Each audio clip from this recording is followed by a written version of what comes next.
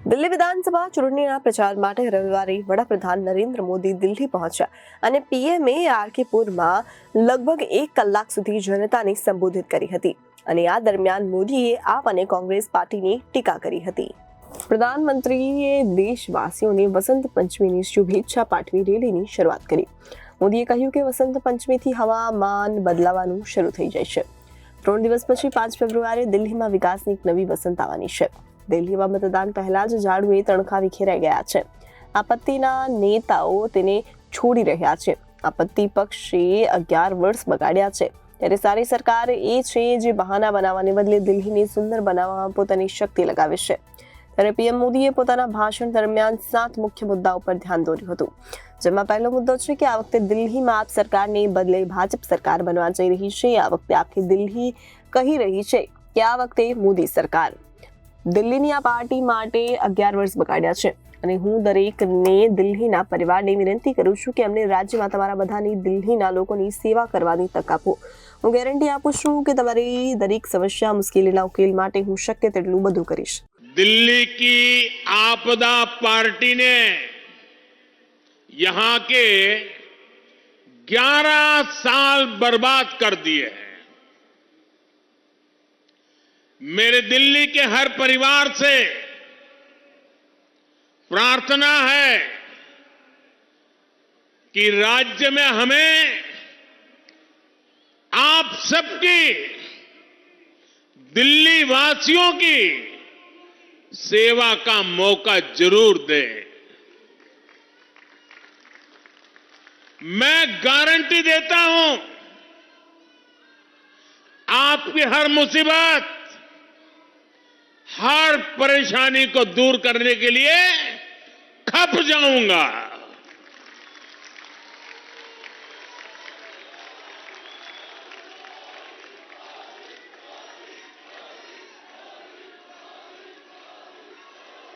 गरीब हो या मिडिल क्लास, हर परिवार का जीवन खुशहाल हो, ऐसी डबल इंजन सरकार दिल्ली को मिलेगी।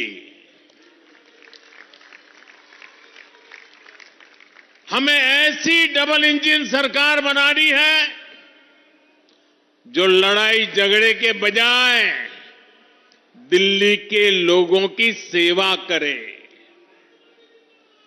जो बहाने बनाने के बजाय दिल्ली को सजाने संवारने में ऊर्जा लगाए। आपने आने वाले 5 साल के लिए केंद्र में भाजपा की सरकार, पक्की सरकार बना ली है।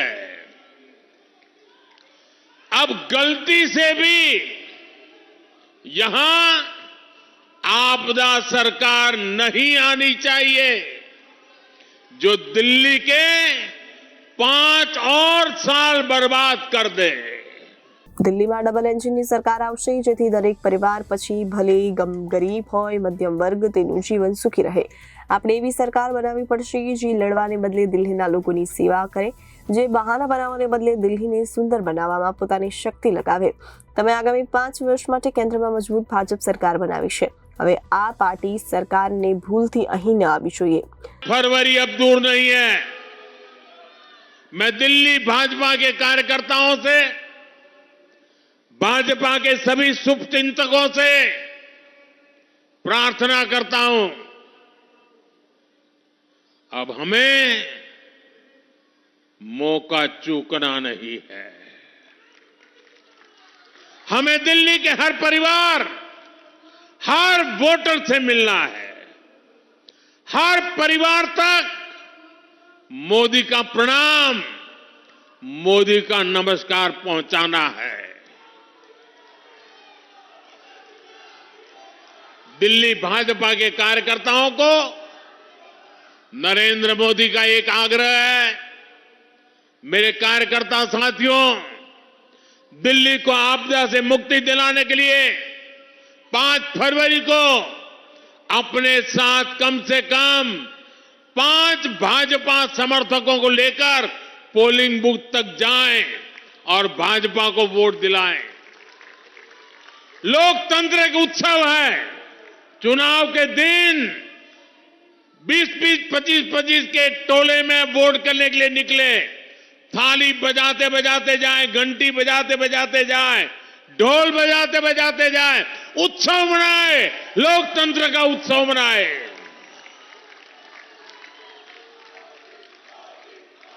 साथियों,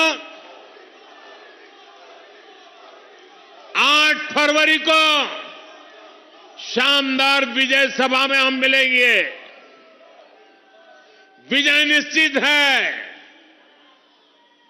साथियों, 25 साल बाद दिल्ली में भाजपा सरकार बनाने का ये सुनहरा अवसर आया है। ये सिर्फ विजय हो ऐसा नहीं, ये प्रचंड बहुमत वाला विजय होना चाहिए। हमारा एक ही मिशन, एक ही लक्ष्य होना चाहिए। आपदा को हटाएंगे, भाजपा को लाएंगे। आपदा को हटाएंगे, आपदा को हटाएंगे, आपदा को हटाएंगे, आपदा को हटाएंगे। ત્રીજા મુદ્દા પર વાત કરતા જણાવ્યું કે સામાન્ય બજેટ વિશે તમે ગઈકાલે આ વર્ષના બજેટ વિશે સાંભળ્યું હશે. આજના અખબારોમાં તેનાથી ભરેલા છે, કારણ કે આવતીકાલનું બજેટ જનતાનું બજેટ હતું, જે તેમની આકાંક્ષાઓનું બજેટ આવી ગયું છે. જો પરિસ્થિતિ પહેલા જેવી જ હોત તો આ વધતી આવક કૌભાંડનું શિકાર બની હોત. કેટલાક લોકો તમારી કમાણી હડપ કરી લેશે, પરંતુ પ્રામાણિક ભાજપ સરકાર આ પૈસા દેશના કલ્યાણ માટે રોકાણ કરી રહી છે. हमारे मध्यम वर्ग का, हमारे मिडिल क्लास का बहुत बड़ा योगदान है। ये भाजपा ही है जो मिडिल क्लास को सम्मान देती है, ईमानदार टैक्स पेयर को पुरस्कार देती है। कल बजट आने के बाद से पूरा मिडिल क्लास कह रहा है कि यह बजट भारत के इतिहास में मिडिल क्लास के लिए सबसे फ्रेंडली बजट है।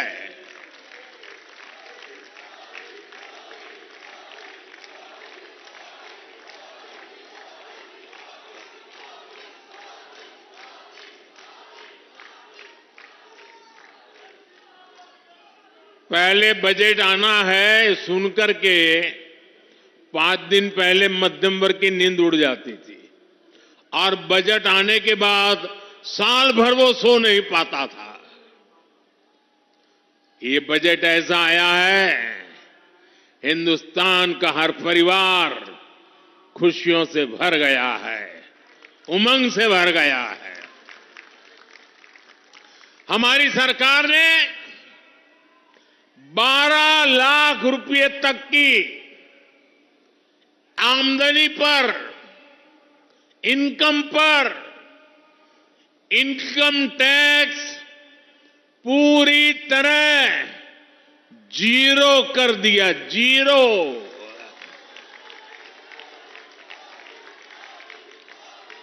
और इससे मध्यम वर्ग के लोगों के हजारों रुपये बचेंगे। और इसलिए तो मैंने कल कहा कि ये बजट मिडिल क्लास की जेब भरने वाला बजट है।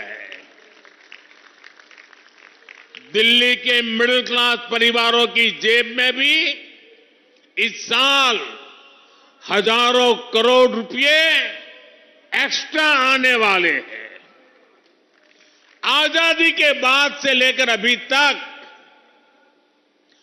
12 लाख साल का कमाने वाले को इनकम टैक्स से इतनी बड़ी राहत पहले कभी नहीं मिली। ચોથા મુદ્દા પર વાત કરતા કહ્યું કે જો આજે ઇન્દિરા ગાંધીજીની સરકાર હોત તો આવકવેરા આધારે સત્તામાં હોત તો 12 લાખ રૂપિયાની આવક પરના 10 લાખ રૂપિયા કરમાં ગયા હોત. 10-12 વર્ષ પહેલા સુધી કોંગ્રેસ સરકાર દરમિયાન જો તમે 12 લાખ રૂપિયા કમાતા હોત તો તમારે 2,60,000 રૂપિયાનો ટેક્સ તરીકે ચૂકવવા પડતા હતા. ત્યારે હવે 12 લાખ રૂપિયાની કમાણી કરનાર વ્યક્તિને 1 રૂપિયો પણ ટેક્સ ચૂકવવો પડશે નહીં. अगर नेहरू जी के जमाने में आप 12 लाख रुपए कमाते होते तो 12 लाख रुपए की आय पर आपकी 1/4 सैलरी सरकार वापस ले लेती, टैक्स में चली जाती. अगर आप आज इंदिरा जी का जमाना होता तो 12 लाख की कमाई पर आप करीब करीब सुनकर के चौंक जाएंगे. अगर आज इंदिरा जी की सरकार होती और 12 लाख पर आपके 10 लाख रुपया टैक्स में चले जाते. उनके जमाने में ये था, इसलिए मैं समझा रहा हूं. 10-12 साल पहले तक कांग्रेस की सरकार में अगर आप 12 लाख कमाते तो आपको 2,60,000 रुपया टैक्स में वापस देना पड़ता. अब भाजपा सरकार के कल के बजट के बाद साल में 12 लाख रुपया कमाने वाले को 1 रुपया भी टैक्स का देना नहीं पड़ेगा.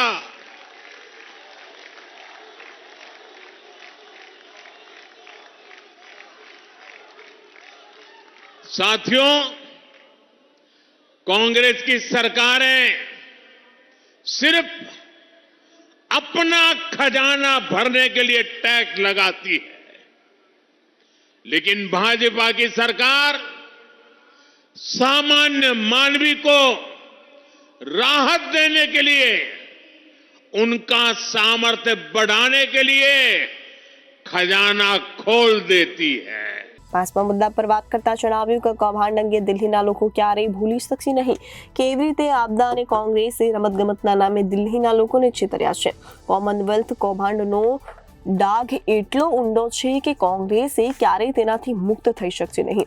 ત્યારે દિલ્હીના લોકો અને દિલ્હીના યુવાનો દિલ્હીમાં સ્પોર્ટ્સ યુનિવર્સિટીના નામે આપ દ્વારા રમાયેલી રમતથી સારી રીતે વાકેફ છે.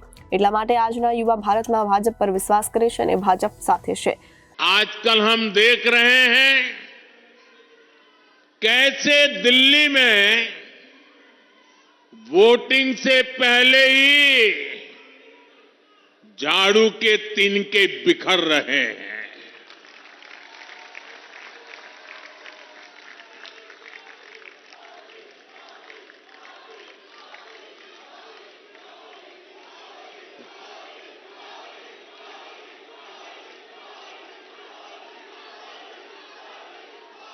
आपदा के लीडर्स उसे छोड़कर जा रहे हैं.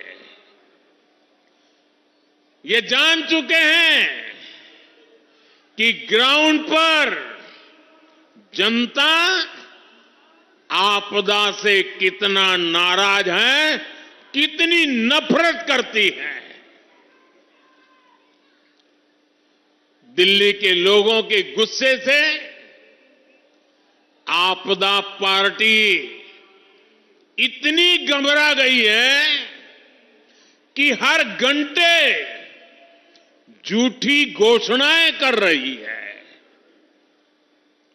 ये बात अलग है कि दिल्ली की जनता के सामने आपदा वालों का नकाब उतर चुका है. आजकल दिल्ली की बहनें कह रही हैं, दिल्ली के ऑटो वाले साथी कह रहे हैं, आप भी आपस में चर्चा करते हैं. 10 साल से ये आपदा वाले बार बार उन्हीं झूठी घोषणाओं पर वोट मांग रहे हैं. इसलिए अब ये झूठ नहीं सहेंगे. अब ये झूठ नहीं सहेंगे, अब ये झूठ नहीं सहेंगे। છઠ્ઠા મુદ્દા પર વાત કરતા જણાવ્યું કે દાયકા સુધી જંગલ રાજના લોકો કોંગ્રેસના લોકો બિહારના લોકોને અવગણતા રહ્યા હતા, પરંતુ આજે એનડીએ સરકારે બિહાર માટે દિવસ રાત કામ કરી રહી છે. મખાના બોર્ડની જાહેરાત કરી બિહારના મખાનાને પણ સન્માન આપવામાં આવ્યું હતું. ये आपदा वालों की बीमारी, हम उससे अछूते हैं. हम घोषणा करने के लिए घोषणाएं नहीं करते, हम हर घोषणा के लिए जीवन भी खपा देते हैं. इसके लिए बजट में इंतजाम करते हैं. इससे दिल्ली के लाखों रेडी ठेले फुटपाथ पर दुकान लगाने वालों के लिए अपने काम को विस्तार देना आसान हो जाएगा.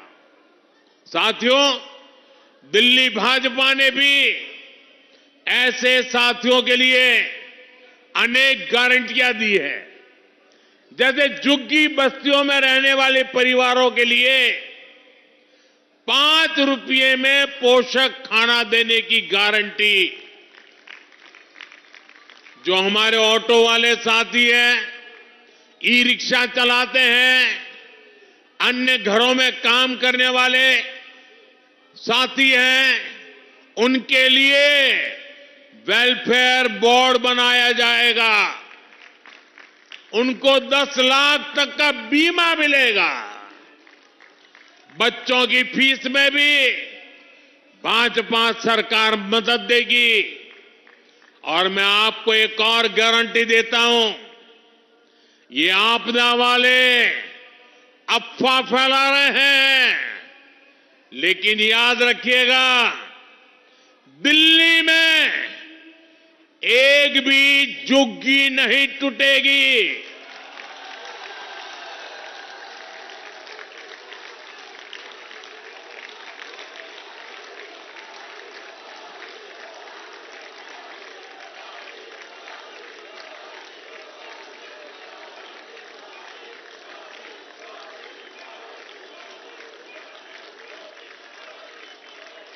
जनहित की जो योजनाएं दिल्ली में चली आ रही है, कोई भी जनहित की योजना को बंद नहीं किया जाएगा. સાતમા મુદ્દામાં અને છેલ્લા મુદ્દાની વાત કરતા કહ્યું કે ચૂંટણી ગેરંટીને આધારે 8 ફેબ્રુઆરીએ દિલ્હીમાં ભાજપની સરકાર બનશે. 8 માર્ચ આંતરરાષ્ટ્રીય મહિલા દિવસ છે અને 8 માર્ચ સુધીમાં દિલ્હીની બહેનોના ખાતામાં 2500 રૂપિયા પહોંચવાનું શરૂ થઈ જશે. એટલું જ નહીં, બહેનોને સસ્તા સિલિન્ડર પણ મળશે અને પાઇપ દ્વારા ગેસ સપ્લાય કરવાનું કામ પણ ઝડપી બનશે. ત્યારે ભાજપ સરકાર દિલ્હીમાં બહેનોને શુદ્ધ નળનું પાણી પણ પૂરું પાડશે. આ મોદીની ગેરંટી છે. Bureau report, Janadesh news.